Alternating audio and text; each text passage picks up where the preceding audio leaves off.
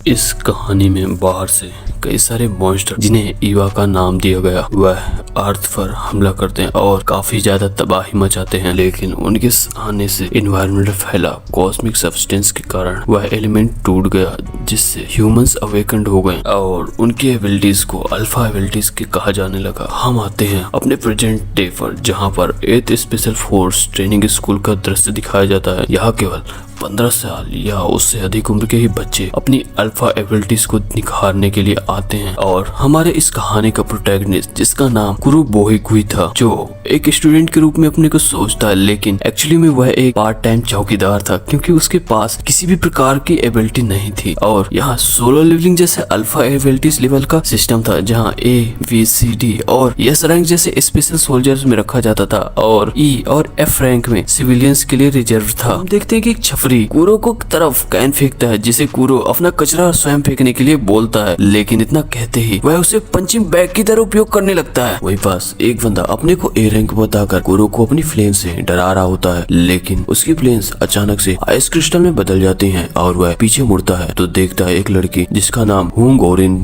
था, जो कि एक S रैंक की एबिलिटी लड़की थी, लेकिन लोग इसे चुड़ैल भी कहते थे। वह उसकी वहाँ मदद करती है और दोबारा हाई रैंक वाले बंदों से न उलझने के लिए सलाह देती है और हम देखते हैं कि हमारा गुई उस बंदी को थैंक यू कहकर जाने लगता है। और हमें 8 साल पहले का सीन दिखाया जाता है, जहाँ गुई की माँ अल्फा एबिलिटी की आगे टिक नहीं पाती और इसी बात पर वहीं खड़ी 2 नर्स मजाक बना रही होती हैं, लेकिन गुई रिप्लाई करता है कि एक पर्सन का वर्क केवल तभी डिसाइड होता है कि वह क्या करता है। और हम देखते हैं कि प्रेजेंट डे में वह क्लीनिंग कर रहा होता है और दूसरे पैनल में हम देखते हैं कि जब वो कचरा फेंकने के लिए आता है तो वहाँ स्टूडेंट का प्रैक्टिकल ट्रेनिंग हो रही होती है, जहाँ उनके सामने C क्लास के ईवा को रखा जाता है। उन्हें इनको 1 मिनट में डिफीट करना था, लेकिन वहीं 2 स्टूडेंट अपनी फायर एंड आइस पावर से इन्हें 1 स्ट्राइक में ही डिफीट कर देते हैं। लेकिन अचानक से गुई के पीछे एक लाइट दिखाई देती है, जहाँ हम देखते हैं कि काफी बड़े ईवा ने वहाँ अटैक कर दिया होता है, जिसे देखकर सभी लोग काफी ज्यादा घबरा जाते हैं और वहाँ से भागने लगते हैं। लेकिन अचानक से ईवा ने एक को निगल लिया होता है और हम देखते हैं कि उसकी नजर हमारे MC के वाइफ पर जाती है, जो कि नीचे मोच खाकर गिरी हुई होती है। लेकिन जैसे ईवा उस पर हमला करने वाला होता है तो बड़ी तेजी से हुई कचरे का थैला उसके मुंह में मारता है और वाइफ को अपने पीठ में उठाकर भागने लगता है और उसी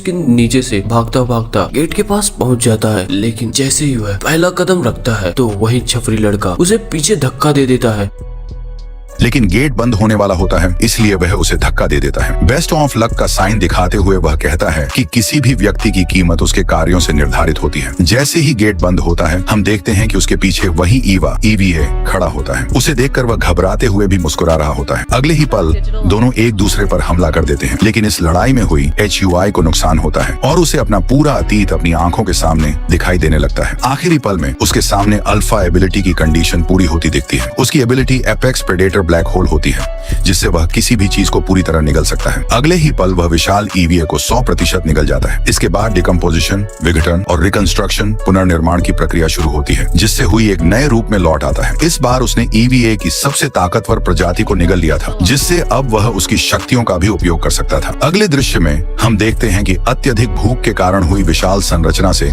नीचे गिरकर बेहोश हो जाता है। उसकी एबिलिटी अपने आप उस बड़े ढांचे को अपने भीतर खींच लेती है। बेहोशी की स्थिति में उसे अपने शरीर में वापसी की आवाज सुनाई देती है। तभी हम देखते हैं कि वह आवाज किसी और की नहीं बल्कि उसी EVA की होती है। इससे उसकी चेतना अचानक जाग जाती है। वह खुद को जीवित देखकर हैरान रह जाता है। तभी उसके हाथों से एक तेज रोशनी निकलती है और हम देखते हैं कि एक छोटा सा मॉन्स्टर, वही EVA, सामने खड़ा होता है। वह अपना परिचय देते हुए मजाकिया अंदाज में बात करता है, जिसे सुनकर हुई पूरी तरह सतर्क हो जाता है। फिर EVA और हुई के बीच एक हल्की नोकझोंक शुरू हो जाती है। EVA बताता है कि हुई का शरीर उसकी ही बॉडी से बना है। जब हुई ने उसे निगला था तो वह ब्लैक होल के अंदर खींचता चला गया। EVA हंसी में कहता है, अब देखो मैं इस बेकार से रूप में आ गया हूँ, लेकिन अब मैं तुम लोगों की भाषा भी बोल सकता हूँ। तभी अचानक गुई GUI की वाइफ ओरिन ओराइन वहां आ जाती है। उसे देखकर हुई फौरन EVA को अपने पीछे छुपा लेता है। ओरिन हुई को जिंदा देखकर बहुत खुश होती है और कहती है, जैसा तुमने इस बार किया आगे से ऐसा मत करना। यह रैंकर की जिम्मेदारी होती है कि वह लोगों की रक्षा करे।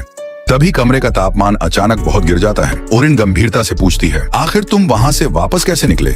इस घटना को हुए 8 दिन हो चुके हैं। वहां से सिर्फ एक ही व्यक्ति जिंदा बचा है और वह तुम हो। वह आगे कहती है, मैं 8वीं स्पेशल फोर्स की एस रैंकर के रूप में ईवीए के गायब होने की जांच कर रही हूँ। हुई सच बताने ही वाला होता है कि तभी ईवीए उसके दिमाग में कहता है, बुद्धू इतनी आसानी से कौन बता देता है। ईवीए मजाक में कहता है, अरे बता दो कि तुमने सबसे ताकतवर स्पीशीज को निगलकर उसे अपनी बॉडी का हिस्सा बना लिया। लेकिन हुई को यह सही लगता है और वह ईवीए को पकड़कर अपनी अल्फा एबिलिटी के बारे में बताने लगता है। हालांकि ओरिन पूरी तरह से उलझन में पड़ जाती है क्योंकि उसे वहां कुछ भी दिखाई नहीं देता। लेकिन तभी ओरिन अपने हाथों में आइस क्रिस्टल दिखाते हुए कहती है, क्या तुम सच सच बता रहे हो?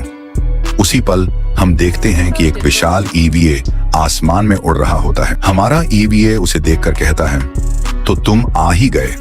एवा गुई को वहां से भागने के लिए कहता है, लेकिन तभी वह बर्ड मॉन्स्टर उन पर हमला कर देता है। ओरिन तेजी से आइस वॉल बनाकर हमले को ब्लॉक कर देती है, लेकिन एवा अब भी गुई से भागने के लिए कहता है और बताता है कि ये मेरी गंध सूंघकर यहाँ आ गया है क्योंकि मैंने पृथ्वी पर आने से पहले इसकी प्रजाति के कुछ राक्षसों को मार दिया था। ये मुझसे बदला लेने आया है। लेकिन ओरिन की आइस वॉल बर्ड मॉन्स्टर के सामने कुछ ही पलों में गायब हो जाती है। जैसे ही वह राक्षस दोबारा हमला करने वाला होता है, गुई उसे एक जोरदार धक्का मारता है, लेकिन बर्ड मॉन्स्टर अचानक गायब होकर ऊपर जा बैठता है। तभी एवा गुस्से में चिल्लाता है, अरे बेवकूफ, ये तुम्हारी नहीं मेरी बॉडी है। इसी बीच हम देखते हैं कि गुई बिल्डिंग से एक जोरदार छलांग लगाता है, लेकिन हवा में उड़ने की खुशी जल्द ही गम में बदल जाती है क्योंकि वह तेजी से नीचे गिरने लगता है। लेकिन तभी गुई अपनी लैंडिंग पर फोकस करता है और सुरक्षित लैंड कर लेता है। लेकिन बर्ड मॉन्स्टर अब भी उनके पीछे पड़ा था। अब एवा गुई को वापस उसकी बॉडी देने के लिए मैनिपुलेट करने की कोशिश करता है, लेकिन गुई को अपने पिछले हमले की याद आती है और वह एवा की बॉडी लौटाने से मना कर देता है। इसी बीच बर्ड मॉन्स्टर ने अचानक एक ताकतवर हमला कर दिया। गुई बाल बाल बच गया, लेकिन तभी एक लड़की की तेज चीख सुनाई देती है। बर्ड मॉन्स्टर का ध्यान उस लड़की की ओर चला जाता है। इसका फायदा उठाकर गुई एक पंच मारता है, लेकिन ये पंच किसी काम का नहीं था। गुई एवा की शक्तियों का सही इस्तेमाल नहीं कर पा रहा था। अब उसके पास कोई विकल्प नहीं बचा था। वह राक्षस के हमले के सामने खुद को बलिदान देने के लिए तैयार हो गया। लेकिन तभी एवा डर के मारे अपनी शक्ति का 0.00001% इस्तेमाल करने की अनुमति दे देता है। बम और फिर सिर्फ एक पंच। बड़ा बू और बर्ड मॉन्स्टर हवा में ही बाहर जाकर ढेर हो जाता है, लेकिन इतनी ताकत का इस्तेमाल करने के कारण एवा वहीं बेहोश हो जाता है।